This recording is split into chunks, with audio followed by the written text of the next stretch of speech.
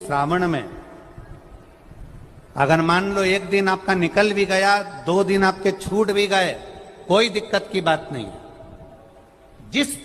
जो पेड़ तुम्हारे यहां लगा हो, जो पौधा तुम्हारे यहां लगा हो, जो वृक्ष तुम्हारे यहां लगा हो, जो क्यारा तुम्हारे यहां हो, कुंडी तुम्हारे यहां हो, उसी की मिट्टी को, उसी के पेड़ के नीचे, उसी पौधे के नीचे, उस मिट्टी को थोड़ा सा हाथ से उसको उठाकर एक लिंग की आकृति बना ले। उसमें जलाधारी बनाने की जरूरत नहीं, केवल लिंग की आकृति बनाकर उसी की पूजन वहीं कर कर पानी चढ़ाकर 15 से 20 मिनट बाद अपना काम करने के बाद उसी को उसी मिट्टी में विसर्जन कर दें अपनी कामना कर कर। देव अधिदेव महादेव 2 महीने के बाद क्या देगा ये वही जान सकता है। सोमवार के दिन तू मेरे मंदिर के दरवाजे पर चौखट पर बैठ जाना, और दूसरा प्रतिदिन शाम के समय पर तू बेलपत्री के पेड़ के नीचे बैठ जाना।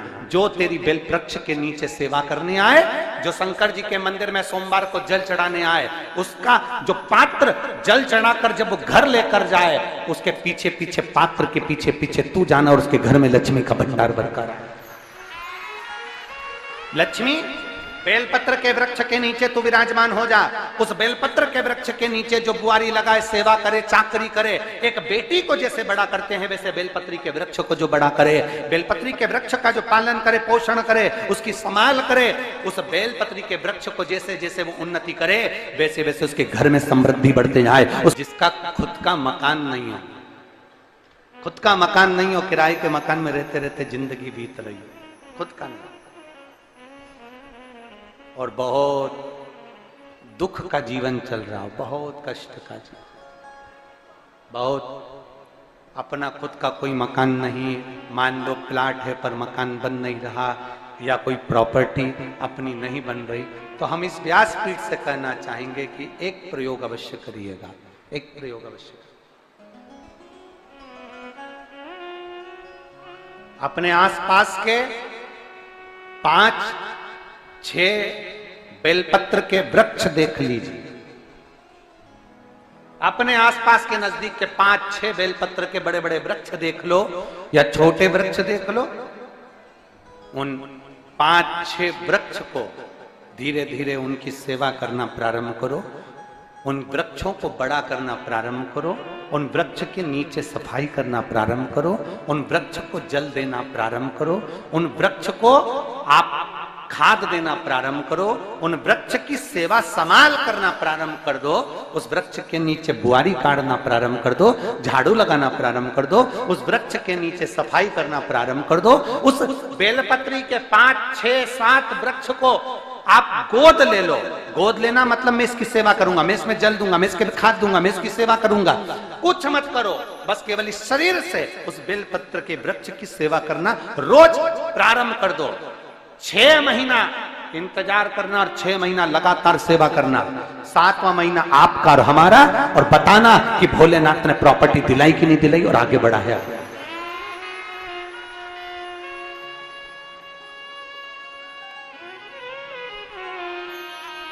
एक बेलपत्र का वृक्ष जिसके नीचे माता लक्ष्मी विराजमान होती है, एक बेलपत्र के वृक्ष के नीचे लक्ष्मी रहती है। दुनिया के लोग कहते हैं लक्ष्मी जी का दिन कौन सा है, बोलो जम के जल्दी से। शुक्रवार। दुनिया के लोग कहते हैं लक्ष्मी जी का दिन शुक्रवार है, पर माता लक्ष्मी से पूछा जाए कि तुम्हारी माता ख्याति देवी नारायण भगवान के साथ तुम्हारी शादी नहीं कर रही थी, शंकर को लक्ष्मी दे रही थी, तब तुमने भगवान शंकर से विनती करी, भोले बाबा मैं नारायण से प्रेम करती हूँ, भगवान नारायण से मेरा विवाह हो। तो माता ख्याति देवी से शंकर भगवान ने विनय कर कर कहा कि लक्ष्मी जी का विवाह नारायण के साथ कर दिया जाए। भगवान नारायण के साथ जब लक्ष्मी जी का विवाह हो गया, तब लक्ष्मी जी हाथ जोड़कर बोलती हैं, बाबा मेरा विवाह नारायण के साथ हो गया, पर मैं आपके चरणों की सेवा करना चाहती हूँ, बाबा आप कृपा करिए कि मैं क्या करूं आपके लिए। शंकर भगवान कहते हैं, लक्ष्मी बस 2 चीजें कर दे, एक सोमवार के दिन तू मेरे मंदिर के दरवाजे पर चौखट पर बैठ जाना, और दूसरा प्रतिदिन शाम के समय पर तो बेलपत्री के पेड़ के नीचे बैठ जाना। जो तेरी बेल वृक्ष के नीचे सेवा करने आए, जो शंकर जी के मंदिर में सोमवार को जल चढ़ाने आए, उसका जो पात्र जल चढ़ाकर जब वो घर लेकर जाए, उसके पीछे पीछे, पात्र के पीछे पीछे तू जाना और उसके घर में लक्ष्मी का भंडार भरकर आए। लक्ष्मी बेलपत्र के वृक्ष के नीचे तू विराजमान हो जा।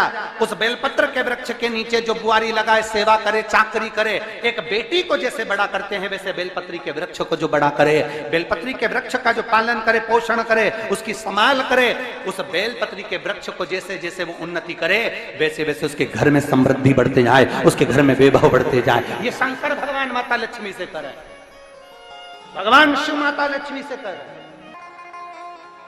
तो भस्म, अगर शिव के मंदिर में भस्म मिल जाए, शंकर पर चढ़ी हुई भस्म अगर मिल जाए तो, और अगर भस्म ना मिले ना, तो शंकर के जो शंकर भगवान का जो शिवलिंग है, शिवलिंग के आसपास में जो जलाधारी है, यहां अगर भस्म ना मिले तो इस जलाधारी पर अपना हाथ स्पर्श कर कर अपने तन पर उसको लगाकर जरूर आओ। भस्म, एक शंकर पर चढ़ा हुआ जल, दूसरे नंबर पर है शंकर पर चढ़ी हुई भस्म। ये दो स्पर्श जरूर, स्पर्श। एक भस्म का एक बड़ा सुंदर चरित्र आता है।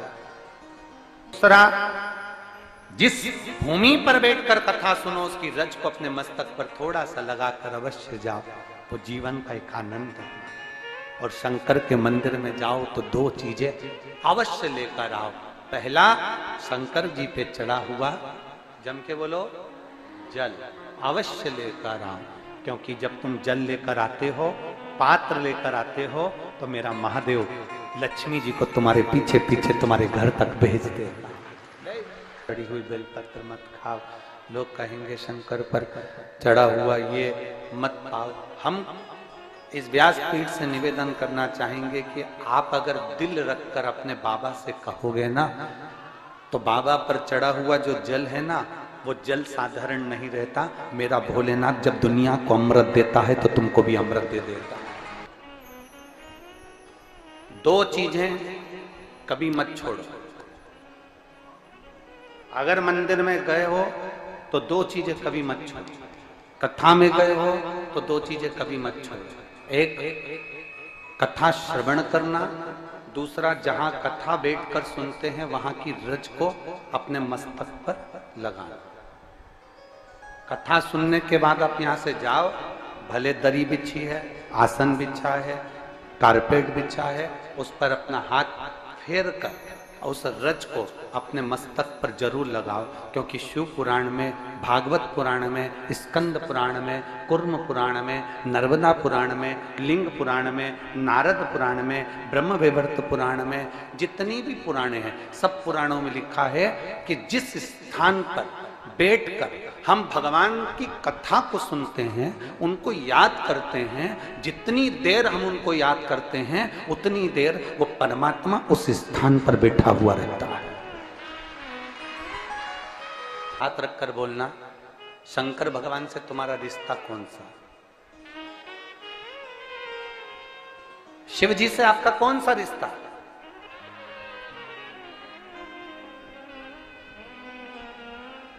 शंकर भगवान को आप क्या मानते हो? हमने आपको एक संबंध बताया था कि सीहोर कुबेरेश्वर धाम आपका मायका है, तो हम आपके भाई हैं, तो शंकर भगवान आपके पिता हैं, आपके बाप हैं, आपका बाबा है, आपका दादा है।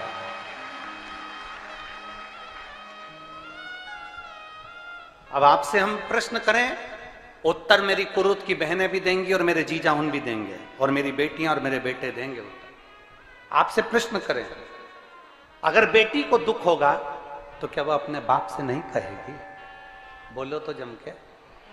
बेटी को तकलीफ है वो अपने बाप से ना कहेगी।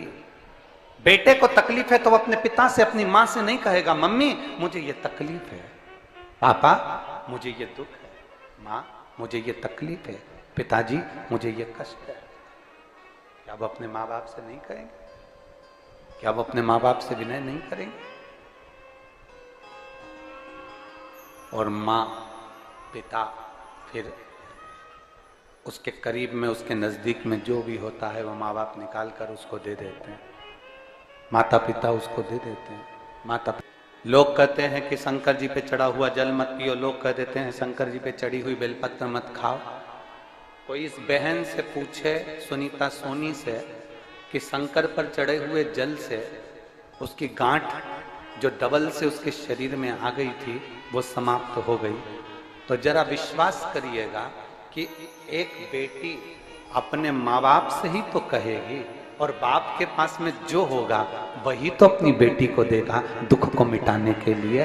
तो मेरे शंकर भगवान के पास तो उसका चढ़ा हुआ जल है। दूसरा, जिस भूमि पर बैठकर कथा सुनो उसकी रज को अपने मस्तक पर थोड़ा सा लगाकर अवश्य जाओ, वो जीवन का एक आनंद है। और शंकर के मंदिर में जाओ तो दो चीजें अवश्य लेकर आओ।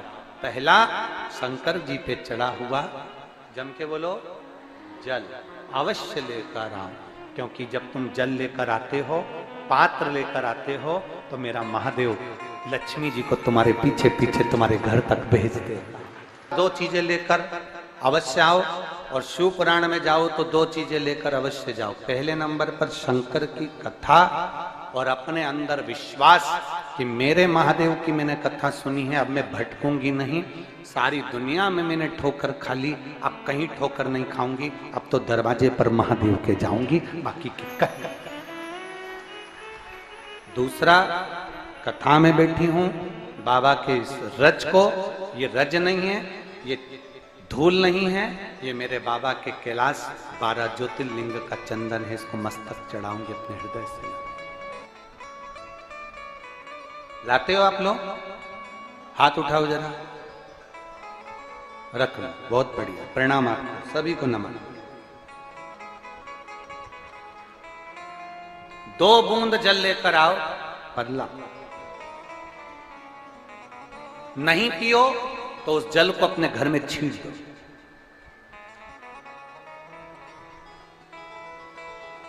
नहीं पी सकते, उस जल को छींट दो। सारे घर के लोग नहीं पी रहे, उस जल को मटके में डाल दो, हंडे में डाल दो। 2 बूंद जल हंडे में डाला, सब पी गई। आपको अलग अलग किसी को देने की जरूरत नहीं पड़ी, किसी को नहीं। हंडे में डाल दो, मटके में डाल दो, सब उस पानी को पीना रात।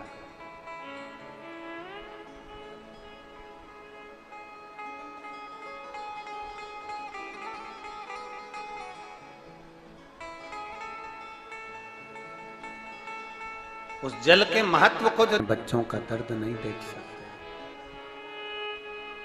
जब माता पिता अपने बच्चों का दर्द नहीं देख सकते तो देव अधिदेव महादेव तुम्हारा दर्द कैसे देखेंगे?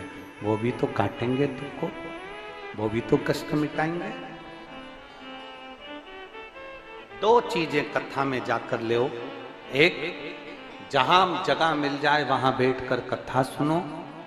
धूप लगे, पंडालों की इतनी व्यवस्था नहीं हो पाती है, पंडाल लगाने वाले, टेंट लगाने वाले टेंट लगा लगा के थक जाते हैं, तो अपने साथ एक छाता लेकर चलो। 2 पानी की, जम के बोलो जरा, बोतल, बिछाने की दरी अपने साथ लेकर चलो। लोगों ने उमा महेश की कथा अपने जीवन में धारण करी कि नहीं करी वो हमको नहीं स्मरण है, पर एक बात का स्मरण करिएगा, ये जो कथा चल रही है ये गौरी शंकर चल रही है। इसके बाद में जो अमलेश्वर में कथा है वो कौन सी है? समर्पण शिव महापुराण कथा। उस समर्पण शिव महापुराण की कथा जब 2 तारीख को विराम हो जाएगी, तब उसके बाद में जो कथा 6 जून को प्रारंभ होगी सोलापुर महाराष्ट्र में, उस कथा का नाम रहेगा उमा महेश शिव महापुराण की कथा। उसको जरूर सुनो। सोलापुर में जो 6 जून से कथा होगी उसका नाम उमा महेश शिव महापुराण, उसको सुनना, श्रवण करना, उसको धारण करना है। उसमें इतने प्रश्न माता उमा ने भगवान महेश से करे हैं, और महेश भगवान शंकर उसका हर प्रश्न का उत्तर दे रहा है भगवान महेश, भगवान शंकर हर प्रश्न का। बाबा बोले माता उमा ने भगवान शिव जी से, महेश भगवान से, भगवान शंकर से करेंगे, बाबा भोलेनाथ जी बताओ संसार में जन्म लेने वाले व्यक्ति के जीवन में उसके भाग्य में अगर सुख नहीं है, उसके भाग्य में खुशियां नहीं है, उसके भाग्य में कोई अच्छा है ही नहीं, तो वो जीव क्या करेगा? वो जीव क्या करेगा?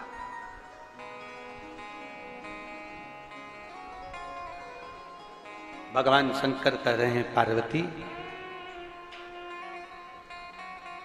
संसार में जन्म लेने वाला मनुष्य अगर उसके भाग्य में सुख नहीं, उसके भाग्य में अगर खुशियां नहीं है, उसके भाग्य में अगर सुख नहीं है, उसके भाग्य में अगर अच्छा नहीं है, पत्रिका दिखा ली सुख नहीं है, कार्य कर कर देख लिया सुख नहीं है, तकलीफ उसकी जिंदगी में चल ही चल रही है, तो भगवान शंकर कहते हैं, भगवान महेश कहते हैं, उमा उस मनुष्य को दूसरे का अच्छा करना प्रारंभ कर देना चाहिए, तो उसकी अच्छाई अपने आप सामने आना